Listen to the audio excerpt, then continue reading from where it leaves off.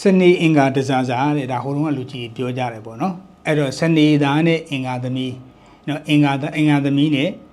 စနေသားနဲ့အင်္ဂါသမီးနောက်ပြီးလို့ရှိရင်အင်္ဂါသားနဲ့စနေသမီးပေါ့နော်ဒါလင်မယားနှစ်ယောက်အိမ်အောင်ဦးစီးနဲ့နော်အိမ်အောင်ဘက်နှစ်ခုဒီဇနီးမောင်နှံနှစ်ယောက်ဒီအင်္ဂါနဲ့စနေနဲ့အင်္ဂါပေါ့ဒီလိုအိမ်အောင်ဘက်ညင်းနေနေရ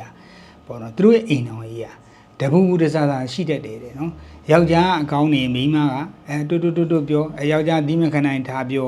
ပြဿနာတဲ့ဘာမဟုတ်တဲ့ကိစ္စလေးရနေစပြီးတော့အခြေဖြစ်သွားတတ်တာတချို့တွေဆိုလို့ရှိရင်ပြက်ဆဲတွေပါဖြစ်ကုန်ပြီးတော့မှလင်ငယ်မယားကပြက်ကွာရှင်းစာချုပ်တွေပါလက်မှတ်ထိုးအဲ့လိုဖြစ်ကုန်အဲ့တော့တခါယောက်ျားအင်္ဂါမိန်းမစနေဆိုလည်းဒီလိုပဲနော်ယောက်ျားတူပြောမိန်းမဒီမခနိုင်ဒီလိုမျိုးဖြစ်တာပေါ့နော်ဒါကြောင့်ရှေးလူကြီးတွေကသူစာဂျိုးလေးလိုသူပြောတယ်စနေအင်္ဂါတစားစားတဲ့အဲ့တော့ဒီပေါ့တယောက်နဲ့တယောက်လူရဲ့တဘာဝရှေးလူကြီးတွေပြောဒါလည်းရှေးရပြောတဲ့စကားပါပဲပေါ့နော်အချစ်မှမျက်စိမရှိဘူးဆိုတော့နော်ဘယ်လိုဇာတာလေးတို့ဘာဘွားလေးတို့ဘယ်နေသားသမီးဒါသိတာမဟုတ်ဘူးမြင်ချင်းမှချစ်သွားကြိုက်သွားကြတာပေါ့နော်ဒီကနေအစင်းတက်လာတော့ဒါတစ်ဖက်ကခြေဆူတစ်ဖက်ကလက်ခံဒီလိုနဲ့သမီးသားဖြစ်အိမ်အောင်ပဲဖြစ်လာကြတာတချို့တွေဆိုလို့ရှိရင်သမီးသားတွဲနေကြပြီဘာနေသားသမီးမှတော့မသိဘူးနာမည်တော့သိတယ်ဒီလောက်ပဲရှိတာပေါ့နော်တချို့ကြောင့်လည်းနာမည်လေးနေနေရမကြိုက်ဘူးဒါထားတော့ပေါ့အဲ့တော့ချစ်တုံးကြိုက်တုံးကနေစပြီးတော့ယူတဲ့အထိကဘေးတွေမပါဘူးသူကဒီလိုမျိုးအဲ့တော့စနေအင်္ဂါဘောနော်အဲ့တော့ယူလိုက်မိပြီဆိုမှအဲ့ခုနစနေအင်္ဂါသဘောတရားတစားစားဖြစ်လာတယ်ဘောက်တော့အင်္ဂါရဲ့သဘောတရားဒီကျွန်တော်ဓာတ်ခွဲတာပေါ့နော်အင်္ဂါရဲ့သဘောတရားကိုဓာတ်ခွဲတဲ့အခါမှာဘယ်လိုလဲဆိုတော့တနင်္ဂနွေကျိုးကမီးအခဲမီးခဲပေါ့နော်စနေသူမီးတော့အင်္ဂါကလေပြည်လေငင်းရာဟုကမုန်တိုင်းတနင်္လာကကြောက်မြေဆိုမာတော်မြေပေါ့ကြတာပရိယရွှွတ်မြေပြော့ဒီလိုမျိုးပြောတော့ခွဲတာ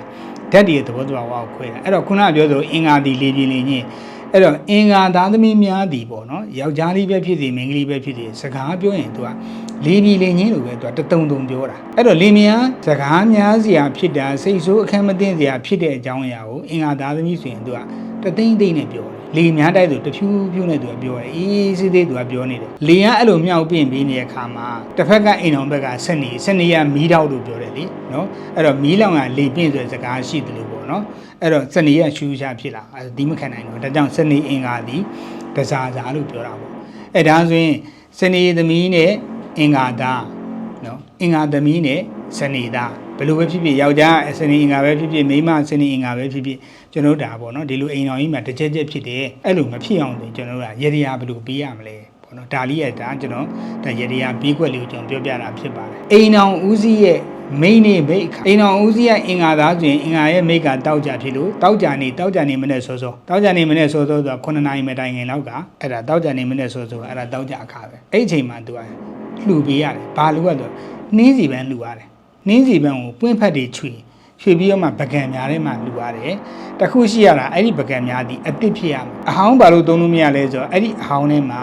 အမဲသားဟင်းတွေပိုင်းနဲ့ထည့်ပြီးထမင်းစားတာဆိုရင်ဒါသုံးလို့မရဘူးဒါကြောင့်ပကံများအစ်စ်ကတော့ကောင်းဆုံးပဲကျွေးပကံများအစ်စ်ဝယ်နှင်းစီပွင့်အပွင့်ကြီးဆို2ပွင့်3ပွင့်လောက်သူရတယ်ပေါ့နော်အပွင့်သေးဆို4 5ပွင့်ပွင့်ဘက်တွေချွေပြီးမှဒါမြတ်စွာဘုရားကိုရည်မှန်းပြီးတော့လှူ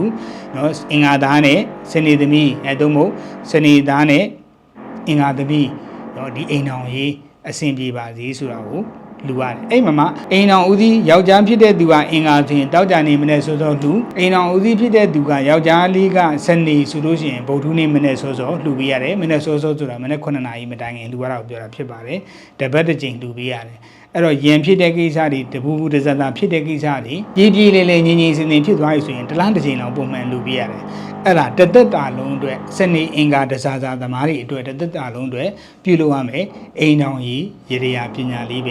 ဖြစ်ပါတယ်ကျွန်တော်ကတော့ဆရာအမင်းညိုမြန်မာယူကဗီဒီပညာဖြစ်ပါတယ်ကျွန်တော်စီမှာလူကိုယ်တိုင်စတာစစ်စစ်ဗီဒီမြင်မြင်နေဆိုရင်တော့ကျွန်တော်ရဲ့ဟော်ဂန်ကိုကြောက်ရောက်ပြီးတော့မြင်မြင်နိုင်ပါတယ်တရက်ကြိုတင်ပြီးတော့ဆင်းပေးလို့ရပါတယ်ကျွန်တော်ဟော်ဂန်လိပ်စာတီမြောက်တစ်ခုမျိုးနဲ့ပြည်လုံလမ်းမကြီးပေါ်ဆက်တဲ့မှတ်တိုင်အနီးရဲမြင့်မှန်ဆိုင်ပေါ်တက်ပဲဖြစ်ပါတယ်ဟော်ဂန်ထိုင်ရဲ့ဒီစနေတင်နေတွေဖြစ်တာအတွက်ကြောင့်တရက်ကြိုတင်ဖုန်းဆက်ပြီးတော့ဘုကင်ယူပေးရမှာဖြစ်ပါတယ်ခုနှစ်သားသမီးများအားလုံ